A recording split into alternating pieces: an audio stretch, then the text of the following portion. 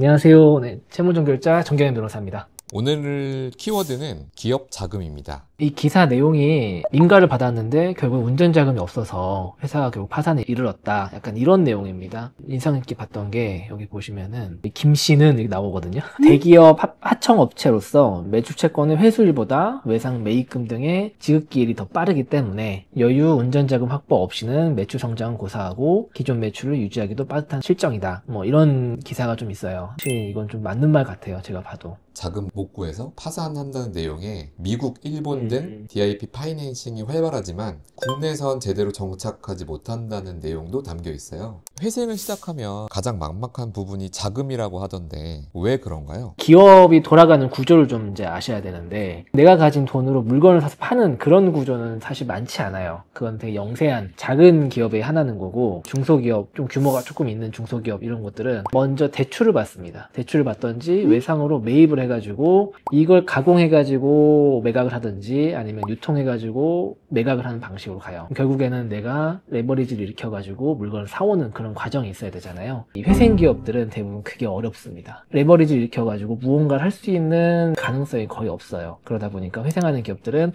운전 자금이 충분히 있어야 돼요. 가지고 있는 돈으로 물건을 사서 그걸 팔아야 됩니다. 과거로 돌아가는 거죠. 이게 만약에 준비가 안 돼 있다 그러면은 회생을 신청해도 그대로 회사가 고사해버립니다. 회생 절차를 개시한 기업에 자금 대출을 해주는 제도, DIP 금융이라는 것이 있는데 국내 지금은 이 제도로 대출이 가능한가요? DIP 금융이 어떤 게 있는지 좀 보셔야 되는데, 운전자금이 없는 회사에 대출을 해주는, 운전자금 명목으로 대출을 해주는 금융이 있을 거고요. 그리고 나중에 회생 인가 받을 때 우리가 채권자 동의를 받는데, 이 동의 요건을 채우기 위해서 대환대출이라든지 아니면 세일 앤 리스백 같은 그런 역할을 해주는 금융이 있어요. 그런데 세일 앤 리스백이나 아니면 대환대출 같은 거 있죠. 그나마 좀 잘 돼 있습니다. 운전자금을 대출해주는 DIP 금융은 사실 우리나라에선 거의 없다고 보시면 될 것 같아요. 또 문제는 뭐냐면은 이 사설금융들 있죠. 자산운용사라든지 뭐 캐피탈이 됐든 이런 쪽에서 DIP 금융을 좀 해가지고 활성화 해줬으면 좋겠는데, 이거는 지금 우리나라는 거의 없습니다. 아예 없다고 보시면 될 것 같아요. 한국자산관리공사만 최근에 공적 자금을 투자 받아가지고 지원을 해주고 있는 실정이죠.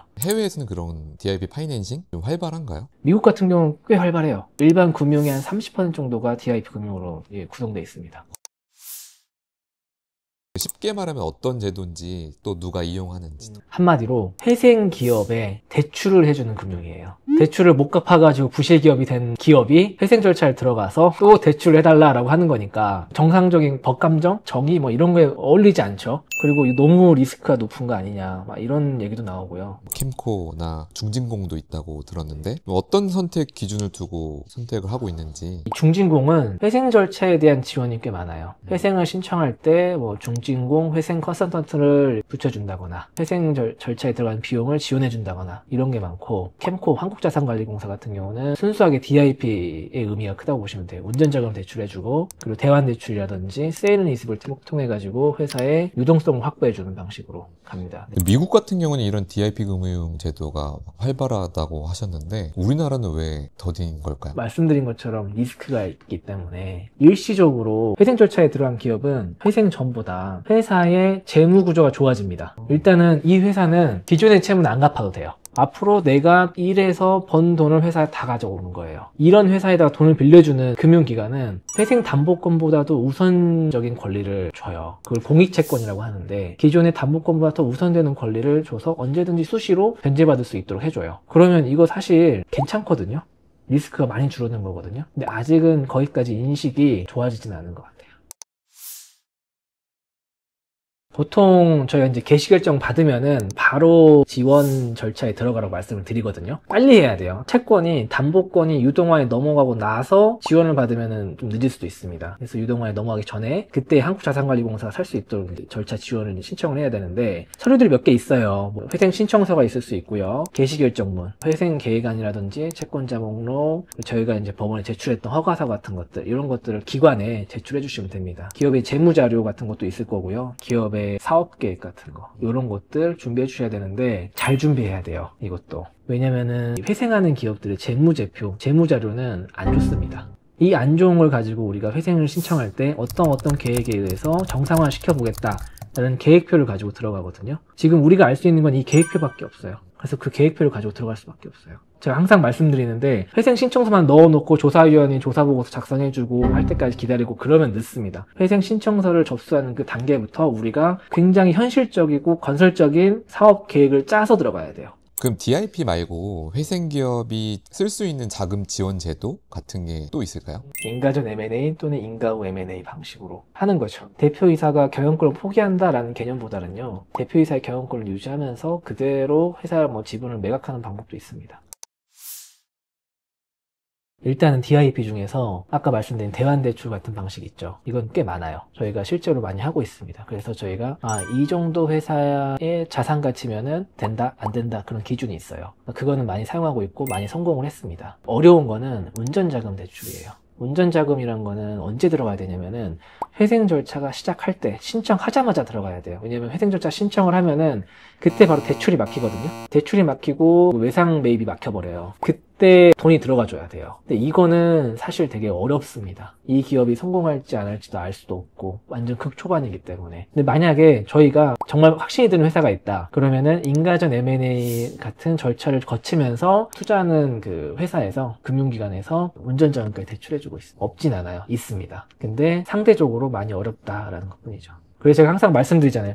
골든타임 있어가지고 운전자금이 마르기 전에 들어오셔야 된다. 아무리 회사 가치가 높아도 지금 당장 한두 달 돌릴 수 있는 돈이 없다 그러면은 제가 그냥 파산을 권유하는 경우도 있습니다. 실제로 그런 제도들을 이용을 해서 잘 되는 것도 보셨나요? 그럼요. 이게 회생한다고 해가지고 회사가 망하는 게 아니에요. 회생에 들어오는 기업들을 보면은 안 돼가지고 들어오는 게 아니고요. 일시적으로 강한 충격을 받았을 때 그 충격이란 거는 회사 내부의 경영상의 문제도 있겠지만 외부 자연재해도 있을 수 있고요. 하다못해 지금 우크라이나하고 러시아하고 전쟁이 났잖아요. 그걸로 인해서 망하는 기업도 있어요. 그런 기업들은 회생 들어오셔가지고 단기적으로 딱 조정을 해주면 바로 살아납니다. 이런 기업들한테는 이제 말 그대로 DIP 금융이 들어가 줘야 되는 거예요. 충격을 딱 받았을 때 이거 쉽지 않다. 이 회사가 이 충격을 벗어날 수 없을 것 같다라는 거는 그건 대표님들 아실 거예요. 제 생각에는 적자가 1년 이상 되기 전에 오셔야 돼요. 우리가 적자가 나잖아요. 적자가 나면은 재무제표는 손익계산서에 마이너스가 되거든요. 마이너스가 딱 찍히면은 돈을 빌려준 금융기관에서 불러요. 재무상황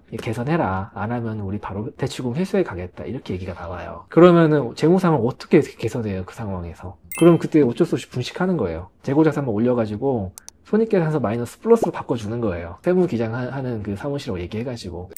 그렇게 되면 오셔야 됩니다. 나중에 그렇게 해가지고 분식 많이 하셔가지고 회사가 되게 안 좋은데 재무제표만 보면 되게 이쁘게 잘 나와 있는 경우가 있어요. 말 그대로 이제 과대계상된 자산에 대한 책임은 대표이사님이 지시는 거죠. 형사적 책임도 있을 수 있고 민사적, 가장 큰 거는 조세 책임, 세금 내셔야 돼요.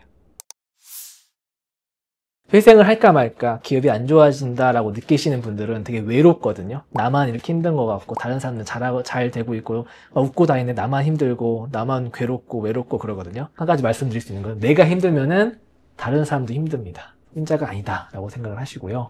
무조건 해답지는 있습니다. 이거 해결 못한다 이런 게 아니고요. 무조건 해결할 수 있는 방법은 있어요. 대신 다만 빨리 오셔야 됩니다. 채널을 시청하고 계시는 채무자분들이겠죠. 아니면 기업의 대표님들, 그분들에게 제가 해드리고 싶은 말은 그래도 좋은 날은 옵니다. 이것만은 꼭 마음에 품고 지금 어려운 시기를 잘 극복하셨으면 좋겠습니다. 네, 채무종결자의 정경현 변호사였습니다. 요새 건설업 많이 회생하잖아요. 근데 건설업 같은 경우는 한국자산관리공사 지원받기도 좀 어렵고 중진공에서 회생 관련된 그 절차 비용을 지원도 안 해줘요. 그게 좀 문제인데 제가 이제 건설업 회생을 하면서 실패도 많이 해봤고 성공도 해봤어요. 이걸 하면서 느끼는 게 건설업은 무조건 이때 들어야 된다. 이렇게 해야 회생에 성공한다. 라는 그 기준이 있는데 뭐냐면은 이 건설업이라는 거는요. 여러 가지 그 공사 현장을 가지고 있잖아요. 현장 중에서 이익이 안 나는 현장이 있고 이익이 나는 현장이 있어요. 근데 이익이 안 나는 현장이 먼저 무너지거든요. 이익이 안 나는 현장이 무너지면서 그 이익이 나는 현장마저 같이 무너져 버려요. 그러면은 이 이익이 나는 현장이 무너지기 전에 오셔야 됩니다. 그리고 이익이 안 나는 현장이어도 거기에 우리 그 인건비라든지 비용을 계속 주고 있는 상태에서 오셔야 돼요. 그때 회생에 들어가 버리면은 법원의 도움을 받아가지고 이익이 안 나고 있는 현장이 있죠. 이거를 해지할 수 있어요. 정상적으로. 이걸 이제 미이행 쌍무계약이라고 하거든요. 서로 양쪽에서 서로의 그 의무를 다하지 않고 계속 일만 하고 있는 상태. 이거를 회생법원의 허가를 받아가지고 계약을 해지할 수 있어요. 해지해가지고 말 그대로 손절 같은 개념으로 보시면 돼요. 현재 회사에 이익이 나오지 않는 프로젝트를 법원의 도움으로 한 번에 딱 잘라내는 거예요. 그리고 이익이 나고 있는 현장만 가져가는 겁니다. 그렇게 하면 살아날 수 있어요. 해보니까 약간 이렇게 하면 이익이 나는구나, 약간 이게 있더라고요. 이 건설사가 가지고 있는 자산이 있을 거예요. 건물이라든지 이런 것들이 있어요. 이 건물은 생각보다 한국자산관리공사 도움을 받으면은 빨리 팔 수 있습니다. 아까 말씀드린 대환대출 같은 거 그런 도움을 받을 수도 있고, 서울회생법원 같은 경우는 청산형 뭐 회생 절차라고 해가지고 건물을 매각하기 위한 목적으로 회생을 하는 그런 것도 있거든요. 그런 걸 이용하시면은 불가능하진 않아요. 건설사는 큰 기업들이 많잖아요. 건설사와 관계사들, 그러니까 건축사무소나 이런 데도 해당이 되나요? 해당이 되죠. 제가 말씀드린 여러 가지 현장을 가지고 있는 회사다라고 하면은 해당이 됩니다.